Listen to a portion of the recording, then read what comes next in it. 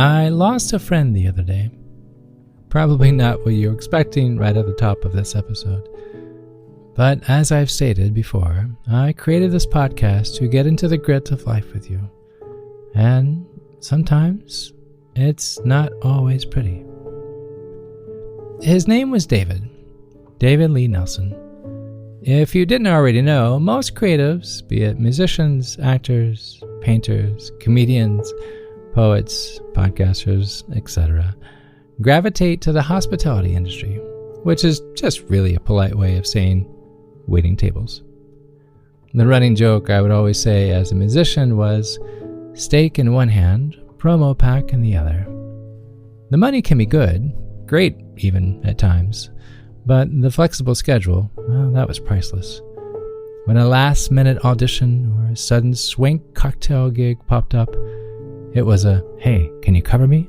kind of plea, knowing that they would ask for the favor to be returned before the end of the week. One hand always washed the other. I waited tables for 15 years before being able to hang up the coat and rely solely on music.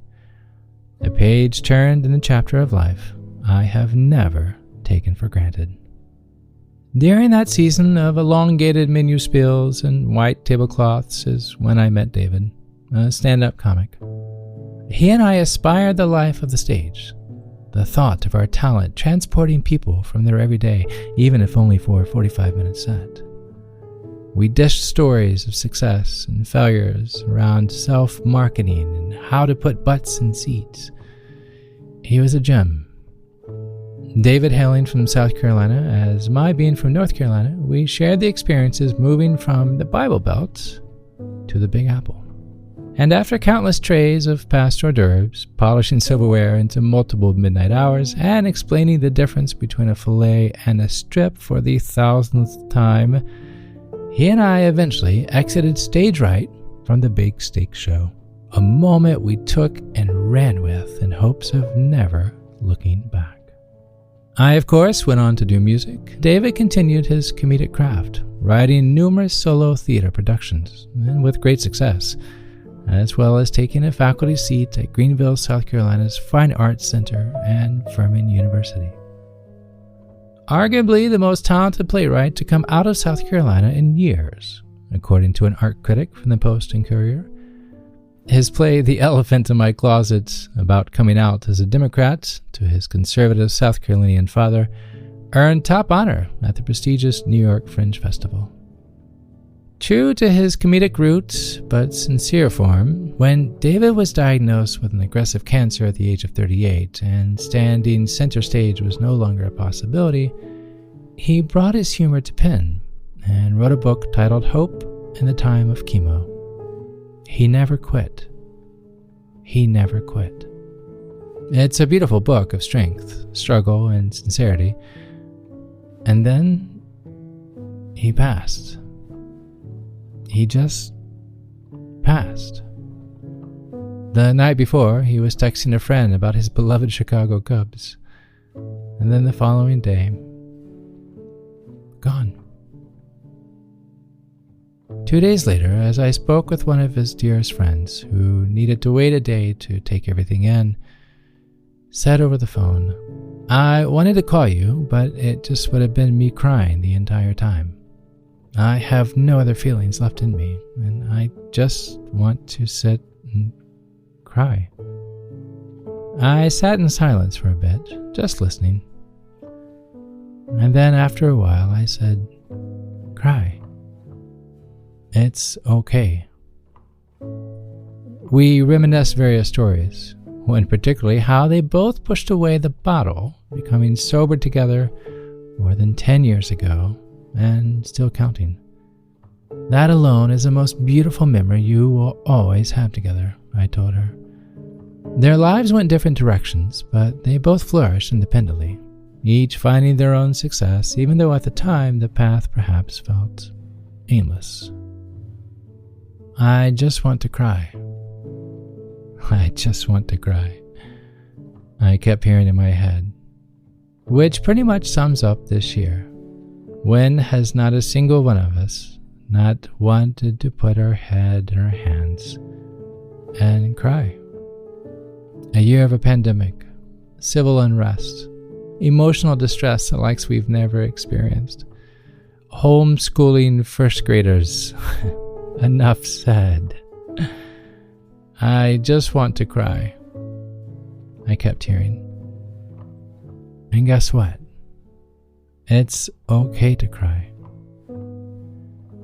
Today's episode is about crying, why we cry, the importance of the ugly sobs, the messy mascara, the catching of our breath, even when we can't put a finger on why we're crying so much.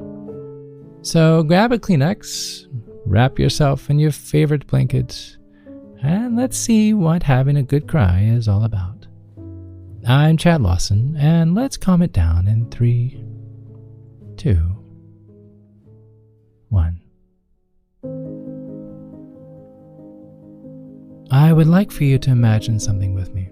We'll get to the meditation part in a bit, but for now, I'd like for you to imagine a glass of water. It's filled all the way to the top. Now imagine gently placing a single ice cube into the glass. What happens? Well, more than likely, some of the water begins to spill down the side. Not much. No big deal. Nothing a paper towel can't handle. Now, I'd like for you to imagine holding 3 or 4 ice cubes, about 6 inches above the glass, and dropping them. Just letting them drop into the glass. Now what happens? Probably more than a single sheet of brawny will pick up. Water all over the counter, I can imagine. You don't need to be a scientist to predict what was going to happen. The glass was just too full. Our minds, our emotions, our bodies are no different than this glass holding the water. We each have a capacity, a limit, in which we can only hold so much. And when it becomes too much, a release is inevitable. And one of the ways our bodies, physically and emotionally, provide this release is, well, by crying. Crying is an emotional coping mechanism. It's a way our body is telling us, hey, I'm too full, enough. And to avoid breaking down completely, our body has to have a release. A safety valve allowing you to blow off emotions that have built up too much pressure inside. I can't hold this, so I'm going to let it go, it says. And it does. When all is said and done, crying actually makes us feel better. Of the 3 types of tears our body produces, only one type, called the emotional tear, nonetheless, contains stress hormones that help relieve the body of stress-induced chemicals. Believe it or not, when you're crying, you are literally shedding stress. Crying provides the release of feelings that you sometimes can't put into words. After crying, your breathing stabilizes and your heart rate decreases. You may notice after a good cry, you think more clearly about what you're going through, and then you are able to take a moment and then reflect and make sense of what has happened. We cry because we're frustrated. We're frustrated because we care. We care because we're human. But we also cry when we feel helpless, when we want to simply wave a white flag and surrender, but don't know how. Tears step up to the plate, deploying a liquid flare, announcing, I'm going through something that is more than I can handle. Tears are not shy. They'll ask for help long before we will, which is good, because otherwise, how else would anyone know you're going through something so difficult? When we suppress those cries for help, literally, it does more potential harm than we think. In a recent article, clinical psychologist Dr. Lynn Matt states forcing yourself not to cry can create barriers within yourself, preventing you from understanding your own emotions and from building supportive relationships with others. One of the consequences of holding it in is denying that something is wrong. Putting on a brave face can be detrimental, and that it leads to built-up resentment and frustration, which then just leads to anger. On the flip side, allowing yourself to turn on the fountains can help you build social connections we need to survive. By holding back and denying our feelings, we are not able to communicate. Simply put, crying is a way of asking for help, asking for support. And to be honest, that is nothing to be ashamed of. You are not alone, so why would you carry it that way? When we go through difficult times, it is so easy to find distractions, pretending it doesn't exist or that it's not really that bad. But recall the glass of water. Eventually, it will spill over. It's only a matter of time, a matter of stress, a matter of, I'll deal with this tomorrow. But crying is our body's way of working through difficult emotions. It's good to cry. It's okay to cry. But that doesn't mean we should depend solely on crying to resolve whatever it is we're going through. While crying is a healer, let's avoid it being a crutch. I want to walk you through how to process, how to deal with some of these difficult moments, letting those good cries wash away the debris rather than letting them add more to it. Now, for the fun part, let's find a comfortable place to sit or to lie down. Before we get started, I'm not going to stretch the truth. This one may be difficult to go through, but you wouldn't be here if you didn't want to feel better. I personally felt challenged in this exercise alone, and it is a process that does not happen overnight. So come back to this, practice it, be patient, but also be positive, because with time, it does change. Our mindset, our mentality, how we look at things, it does change if we allow it, if we water that seed and let it grow. Now, with our eyes closed, let's just take a moment to quiet our mind, our breathing, and the world around us.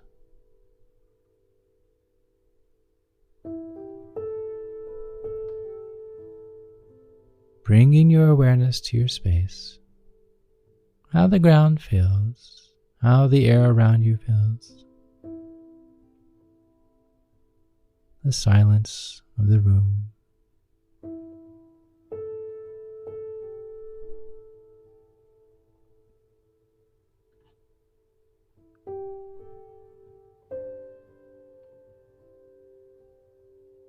Let's take a gentle breath. No counting, no holding, just a simple breather. That much needed sigh that I love so much. Feels so good. Feels so good.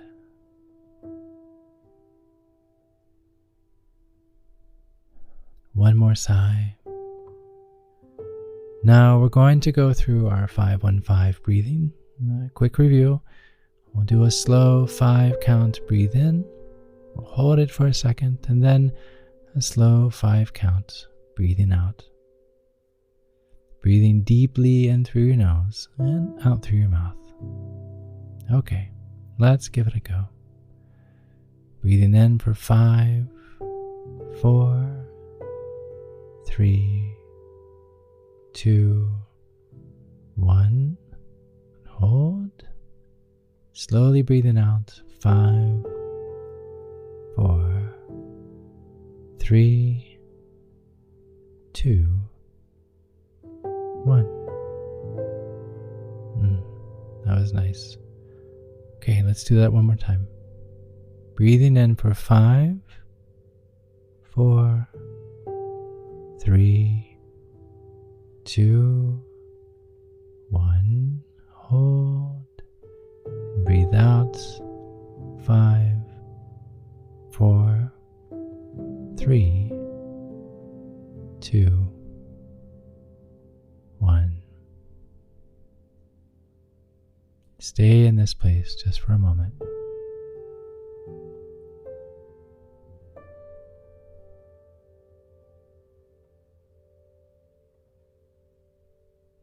I want you to think of something difficult that you are going through. It doesn't have to be the most difficult thing in your life, but something difficult.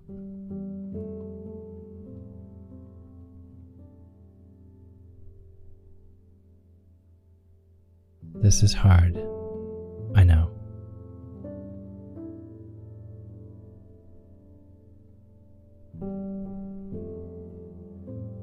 Notice how you desperately want to push this away, to reach for something else, to just think on anything else that would ease your mind, that would remove the difficulty from in front of you. That first reaction when something goes wrong, maybe just going back to bed and sleeping it away, or pouring a glass of alcohol, or calling someone, whatever you generally reach for. Or maybe you just pretend it doesn't exist, but I want you to notice your first gut reaction instinct when seeing something difficult. Let's breathe once more. Breathing in 5, 4, 3, 2, 1. Hold. Breathe out. 5, 4, 3, 2, 1.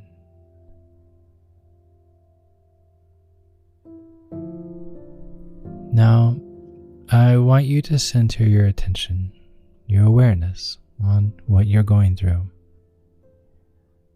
And then in this space, as you're staring at this difficulty, as you're staring at this thing that is just wrecking you, I want you to allow something in that you see as compassionate.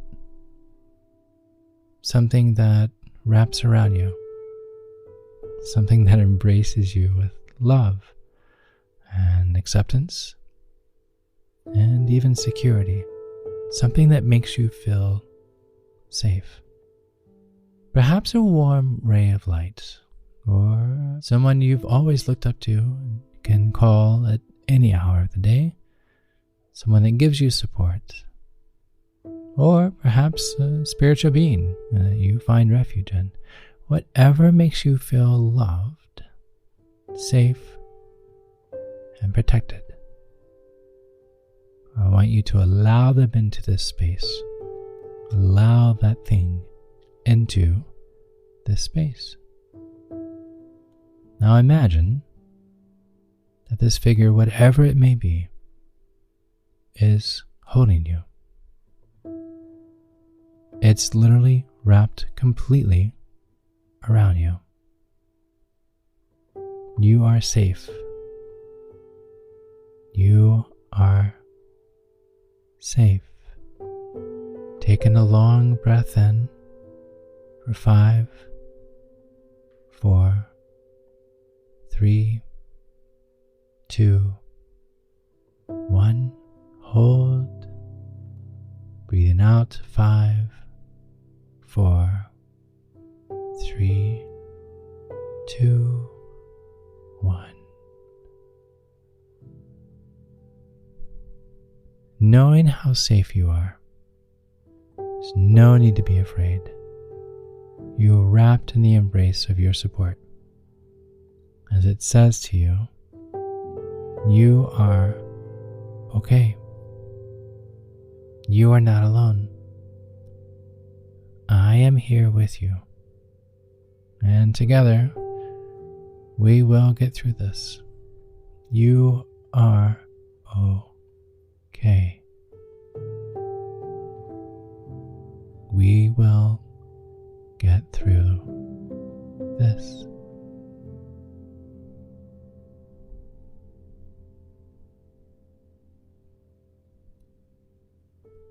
Breathing in for 5, 4, 3, 2, 1. Hold. Breathing out for 5, 4, 3, 2, 1.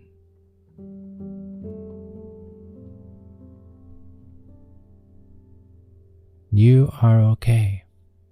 You are not alone. You are not alone. I am here with you, and together we will get through this. It continues to tell you. You are not alone.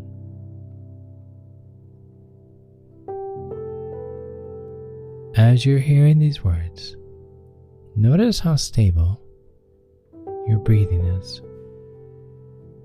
how you feel the supporting embrace around you. Even notice the ground that you're sitting on, the chair that you're sitting on. It's holding you. You are safe. You are not alone. And when the image of your difficulty tries to return, calmly bring to mind the embrace of your support. Stare at the difficulty. Do not turn your head. Stare at the difficulty, but feel the embrace of your support as it tells you, you are okay. And now, we're going to say those words. I am okay. I am not alone. I am okay. The more we set this pattern into place, whenever anxiety calls, the more confident you will begin to feel in knowing that that difficulty no longer has you. That you can stare at that difficulty, whatever it may be. You can stare and you can say, I am okay. It is no longer welcome in your space. You've closed the door. You have the key. It is not welcome here.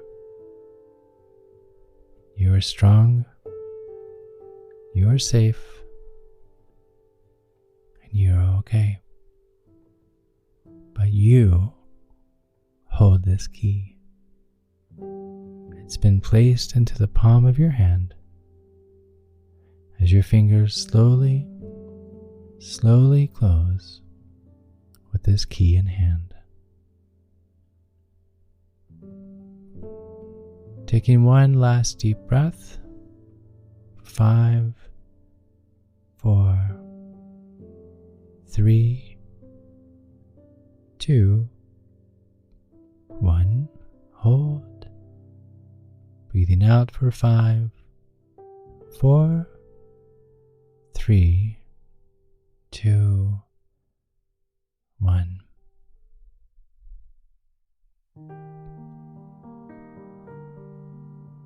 Slowly, let's open our eyes. Let's take a simple inhale, exhale, at your own pace. Slowly coming to what's around us, realizing where we are, realizing your space, what is around you, the air, the sound of perhaps outside. You're safe. You are okay. This was not easy, I promise you. But guess what? You're okay. You're here. And you're not alone. This takes practice. As with anything life-giving, believing in yourself, you can do this. The more comfortable you become in quieting the mind, protecting your emotional space, the more confident you will become each time, each anxiety, each struggle, each really, where did that come from? But guess what? You hold the key. There's a really great quote from the author Napoleon Hill. He once said, "Whatever the mind can conceive and believe, it can achieve." I'm going to say that one more time. Whatever the mind can conceive and believe, it can achieve. While it may be a bit pie in the sky, I challenge you to begin the small, simple steps of believing simple things. Believing that you have control of your thoughts. I'd like to challenge you, before you start your day, to write something down that you can be grateful for. Something simple. Something as simple as being grateful for a night's rest, or maybe looking at a task that you have to do today that you would much rather skip, and trying to find a positive outlook on it. Finding a way to make the most of it, maybe by listening to music or a podcast even, or even inviting a friend over to sit while you go through the task. Better yet, asking if they would like to join you. Just please, 6 feet apart. You are strong. You are okay. You are okay. Today will not be your last cry. At least it shouldn't be. We're meant to cry. Crying restores us. Physically, crying stimulates the production of endorphins, our body's natural painkiller. It's the feel-good hormone. Understand that crying is the mind's way of wading through the struggles, the anxieties, the uncertainties. And if you happen to find yourself crying perhaps a bit too much, to the point of not even knowing why you're crying, I strongly encourage you to seek counsel, professional counsel. I have a wealth of resources at calmitdownpodcast.com, with many offering their services to help you in your own zip code. And about that water glass, find small steps each day that will replace the ice cubes in the glass with flowers. I love that idea. Placing the stems into your cup as the bouquet fills the room with abundant life, a radiant color and fragrance. Small steps produce great growth. And finally, earlier I mentioned my friend, the comedian David Lee Nelson, how he wrote a book during his time in chemotherapy. It's sometimes not easy to read, sometimes he's very real, but I find that this year of all years, that is what we each are looking for more and more in life. It's just people being real. So I've included a link on today's episode at the website.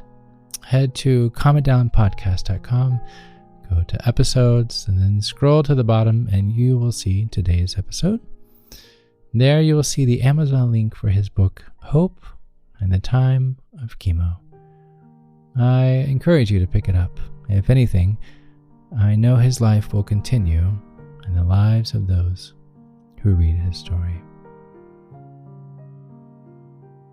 You are not alone.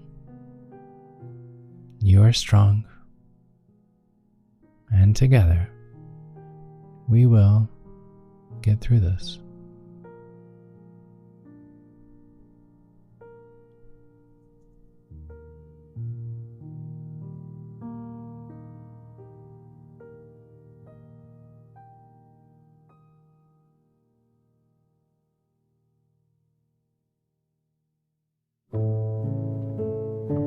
To find more episodes of Calm It Down, hear the musical playlist from today's episode, or simply wanting to know where to send chocolate chip cookies, visit calmitdownpodcast.com. You'll even find additional resources for emotional support, including our online community and our Facebook page. You're not alone. You are not alone. This podcast was written and produced by yours truly, Chad Lawson, composer, pianist, and nationally recognized Sweet Tooth. And now something my attorney wants me to say.